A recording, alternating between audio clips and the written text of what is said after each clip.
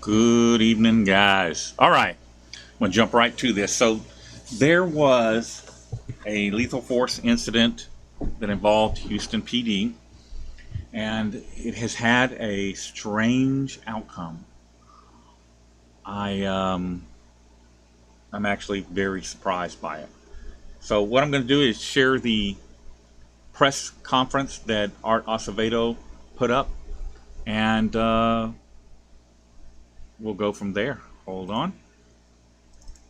Okay, I'm starting in progress, and I'm going to skip through this. Now, this is on Extra Good Citizens channel. The entire event is covered there at length, including the body camera footage. What I'm going to do is I'm just going to skip through it here and tell you what's going on. But I will put the link to the full video in the description so that you can go over and watch this in its entirety. Incident. Mayor, I'm going to set up the stage. Then I will come back up. Okay, and just to make you aware, I've got the audio at full. There is no more audio to this. I've got it as high up as it will go, so you'll have to turn your audio up in order to hear it. I'm sorry about that. There's nothing else I can do. Up and go over what the public has just seen and the members of the media have seen. I will then announce our findings as a department. I want to thank my command staff that's here, our executive assistant chiefs and the chiefs that are here for always being a great family and a great team. And I want to thank Deputy Director Spiegel and her team for all the work they do, not just on this case, but on all cases. And obviously I want to thank Congresswoman Sheila Jackson-Lee for always standing with us. So we're here to announce the results of the conclusion of the administrative investigation in the matter involving the shooting of Nicholas Casey Chavez, a 27-year-old member of our community. This incident occurred on April 21st, 2020, and at about 8:51 p.m., the department received 911 calls to respond to I-10 at Lockwood. We are going to play a video that is very hard to watch. It has raw language, and it has multiple instances of the use of deadly force, 3 different separate instances, a discharge of firearm by a member of the Houston Police Department, and it has very vivid instances of Mr. Chavez harming himself with what was thought to be at the time edged weapon or a knife, and turned out to be a piece of rebarb. This video that you see starts with the 5 911 calls received by the Houston Police Department. We want to be as transparent as possible. Those 911 calls will give the community some insight into what we were responding to. It will then go from beginning to end. From our arrival on the scene and our first contact with Mr. Chavez, you will see various members of the department engaging with Mr. Chavez. You will see multiple uses of less lethal force, including beanbags out of 2 different shotguns and multiple deployments with tasers. It has been redacted for 2 purposes. Number 1, for purposes of time. This was a very protracted training. It went on for quite a while. So what we have done is we've edited parts where there was nothing going on, but what the community will see is what led up to every discharge of less lethal, and you will see every discharge of lethal, which means gunfire, by members of the Houston Police Department. You will also see the discharges from different angles, from different views, from different body-worn cameras. All officers that used force in this incident were equipped with body-worn cameras, and all cameras were activated as required by policy. All the evidence in this case was submitted from the department to the District Attorney's Office on June 23rd of this year. And the only thing that's outstanding is the ballistics report, to my knowledge, from the Forensic Science Center. They have this video that you will see today, and they will have all the unedited videos are in the hands of the district attorney. When the community sees this video, they will be able to assess with their own eyes what we did right, what we did wrong, and I believe that the video speaks for itself in terms of when I talk about my findings later.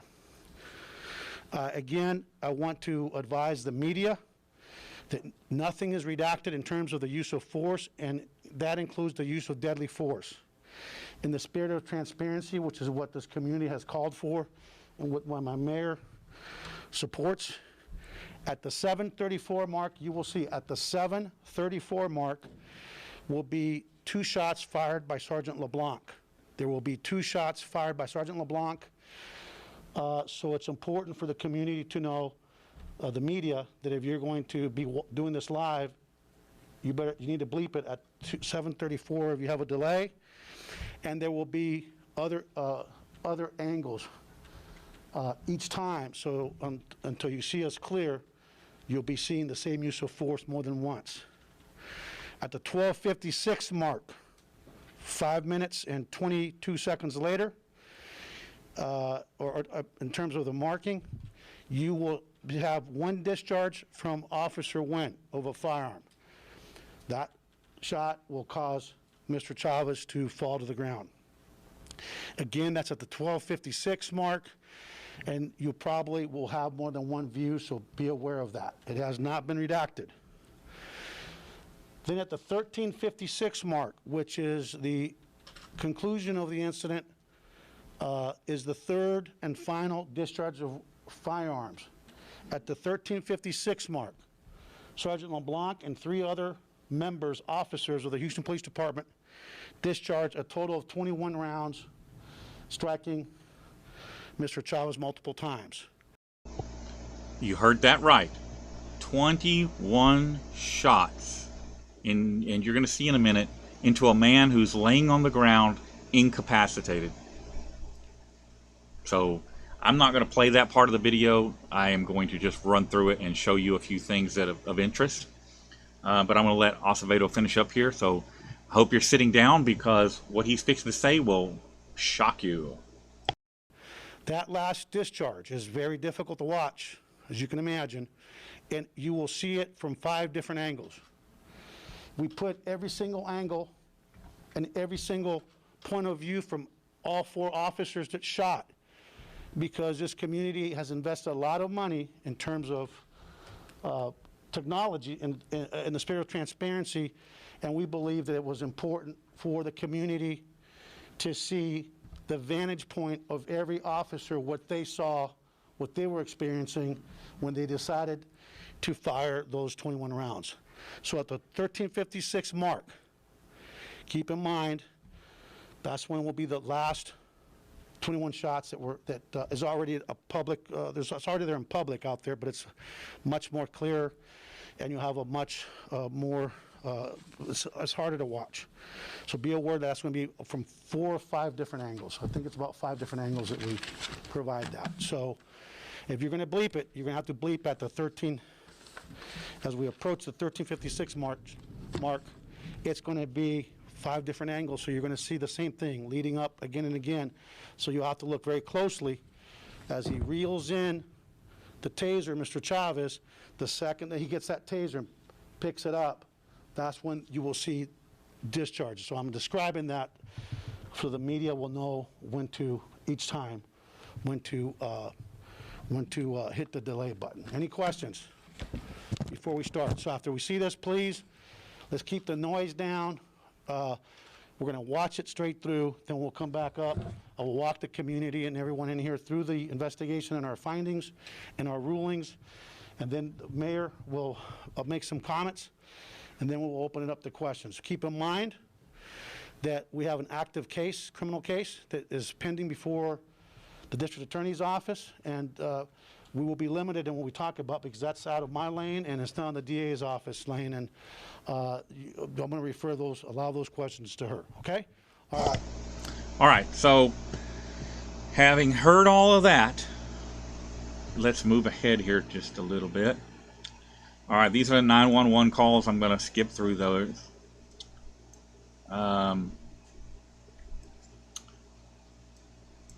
This guy, Chavez, was having, we believe, a mental breakdown, and he picked up a piece of rebar. Now, I'm going to take the sergeant's side on the first 2 rounds fired. You can see right here, that's Chavez, and he has the rebar in his hand. It's dark. They can't tell if it's rebar. They can't tell what it is, okay? Basically, it's an impact weapon.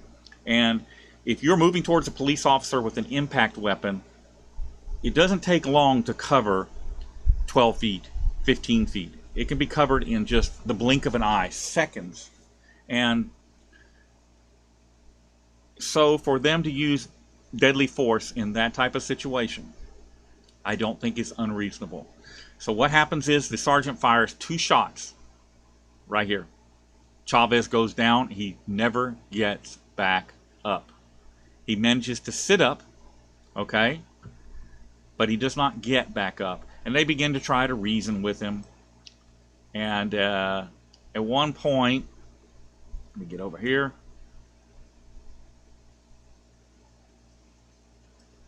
A female officer drops her tasers. Now, here is a different angle. You can see there's Chavez on the ground. And Officer Wynn, and that, for those of you who have been following my videos, you'll understand Wynn is spelled kind of funny in Vietnamese. It is N-G-U-Y-E-N, I don't know, and they pronounce it Wynn. And as a matter of fact, the officer Wynn that shows up in this video is an officer that has appeared in a previous video of mine. This guy is scooting around in the gutter, and he is down. He is not getting up. He's bleeding. Officer Wynn, for whatever reason, fires 1 shot, which strikes him. At that point, you can see he's down in the gutter. Okay? Skip through Acevedo's stuff here.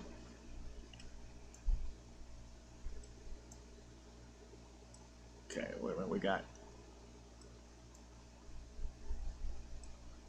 Get back over here for a second. All right. They talked about the final thing. So at one point there was a female officer dropped her taser up here. She tased this guy twice, dropped the taser. The officers didn't know that the taser is empty. But it doesn't matter. Remember, taser is what? Less than lethal. And it is not a distance type of weapon. Even if he got hold of it, even if it's loaded, which it wasn't, okay, they have to see that he's pulling the wires that are attached to it, which means it's been discharged. Even if you got it, all you got to do is move back a little bit. Even if he managed to fire the taser and strike an officer, it's not going to be fatal, and in all likelihood, it's not even going to work. Okay, distance is your friend. You back up. Back up. There was no reason to do anything else, but what ends up happening here is he pulls that taser over to himself, and at that point they unload 21 rounds at this guy. This guy can't get up. He's already thrown his what they thought was an edged weapon away. He threw it away. There was no reason to shoot this downed citizen right here. All right, I'm going to slide this ahead just a little bit and let you get the results of HPD's finding, which are going to shock you. Okay, and again, here's a different angle. He's pulling, there's the taser. He pulls the taser over to himself, and then 21 shots. I am just... And of course, after the 21 shots, there he is prone. All right, here's Acevedo back again. He succumbed to his gunshot wounds.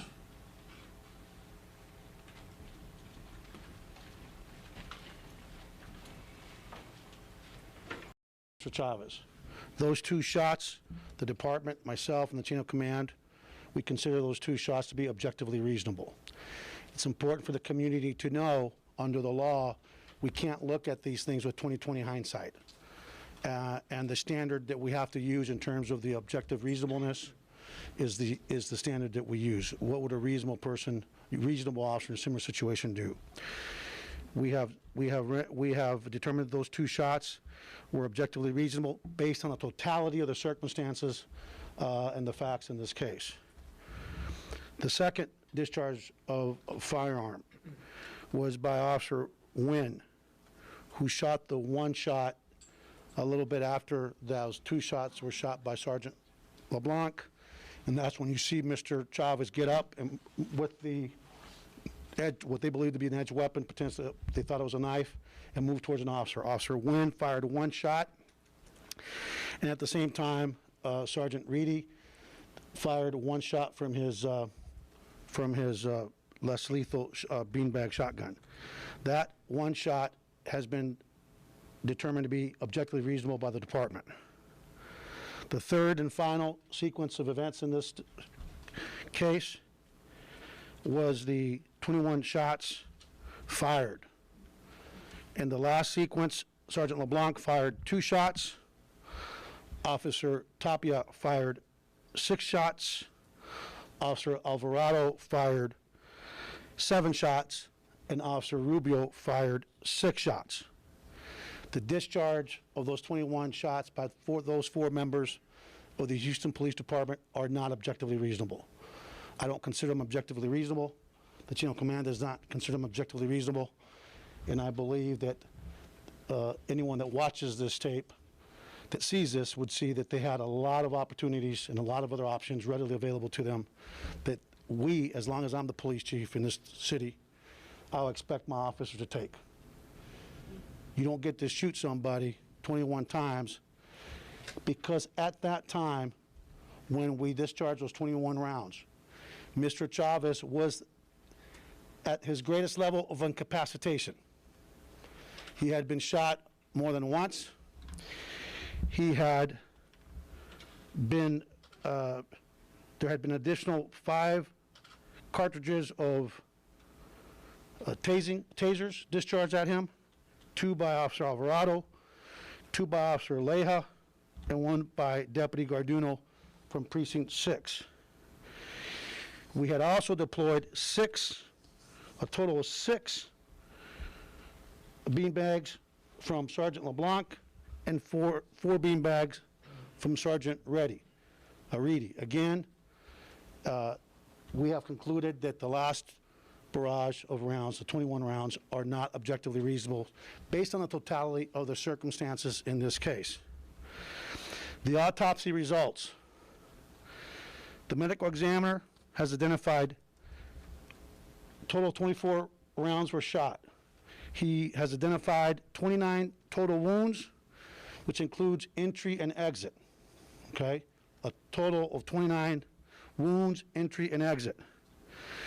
These wounds consist of skip rounds, bullets, fragments entering and exiting. So keep in mind that a lot of those wounds are from Mr. Chavez was basically on the ground when that last shooting sequence occurred.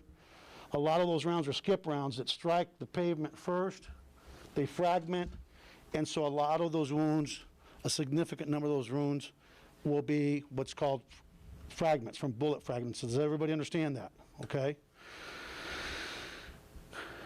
A total of 22 slugs and fragments were recovered, and I don't have the breakdown of the slugs. The ballistic evidence is currently in the possession of the Forensic Science Center.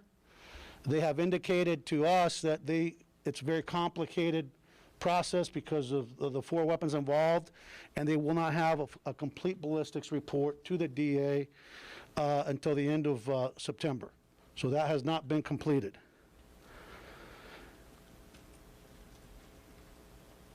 So we still haven't they still haven't figured out which bullet struck from which weapon. Toxicity on Mr. Chavez. Mr. Chavez had methamphetamine, amphetamine, and ethanol in his system. There were 24 and a half hours of video that were reviewed by the Special Investigations Unit and by the Internal Affairs Division. All 24 and a half hours of video, and consisting of 39 videos in total, that were relevant to this investigation are in the possession of the Houston, Harris County District Attorney's Office for their use in their criminal process. I will say that this incident was very dynamic, as you can see. If you all recall, months ago when we first spoke after this incident, I said it was a very dynamic scene with a lot of context, and I believe that what you have seen here is from beginning to end with everything in context in terms of what the officers saw that day. In terms of what the officers did, for a good part of this this event, was consistent with our training and our expectations of our men and women. They responded to a call where they knew it was a man in crisis and a suicidal person. Every single member of this department is trained in CIT, how to deal with people in a mental health crisis. If you look at that video, you will see that they've followed their training. They were trying to de-escalate. They were trying to get him to comply. They were being calm. They were creating distance. On day one, since the minute I got to this department, on day one of academy training, I, Executive Assistant Chief Finner, Executive Assistant Chief Slinkard, the Chief over Training Command, go and meet with the cadets on day one. I've made my expectations very clear. And the union is, when they're telling their members that you don't have to listen to what the chief is saying, that's a disservice. We make it clear that we will require them to utilize time, create distance, or keep your distance when you go to a critical incident, especially when you're dealing with somebody in distress. We then tell them to use time, distance, and when needed, numbers call for backup. Make sure you have sufficient resources on scene. And then we tell them, not just on day one, but throughout the academy, including at graduation in front of their own families, that we require them to utilize cover and concealment when at all possible. And we will, after conclusion of this press conference, release this video in its entirety. It will be placed on our YouTube webpage for the department. And we will also place links to our presentation to the Academy Cadet classes on day one that 3 of those 4 shooters that at the end of this incident were part of and got to see. The last thing I will say is that the taser itself was empty. Both of the cartridges had been discharged, but the officers indicate that they weren't aware of that. But let me be clear.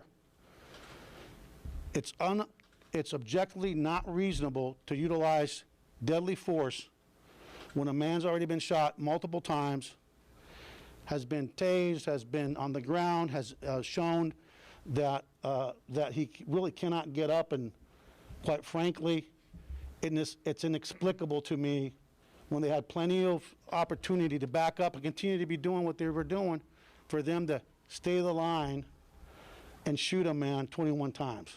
I cannot defend that. And to anybody that wants to defend it, don't come to this department, because as long as I'm the police chief here, similar circumstances, we will not allow people to use deadly force unless it's objectively reasonable, and it just simply isn't.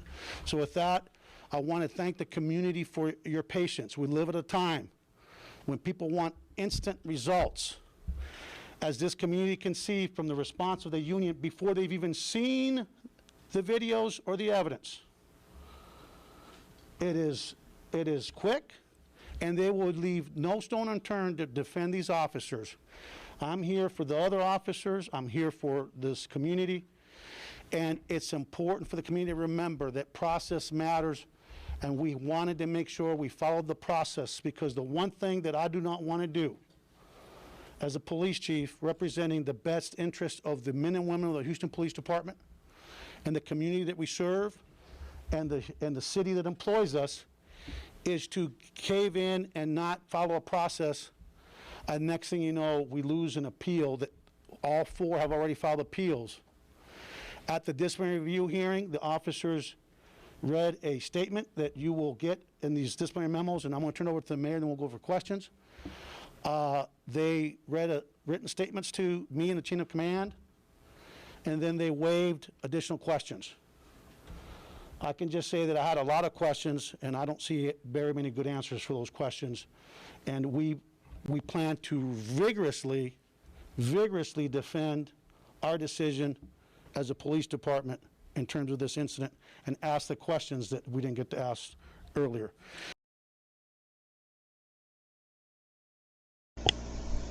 All right. He terminated 4 of the officers. The union is, of course, old Joe Grimaldi, you know, Pee Wee Grimaldi.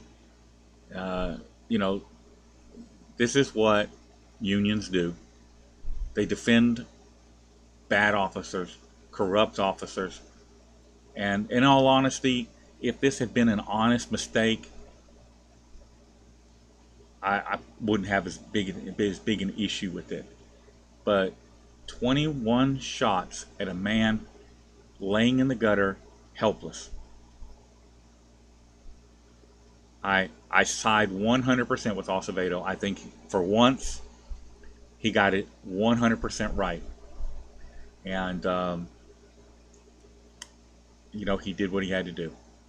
Guys, links to the video, full length video is will be in the description. I hope you were able to hear that okay, and I will see you again soon.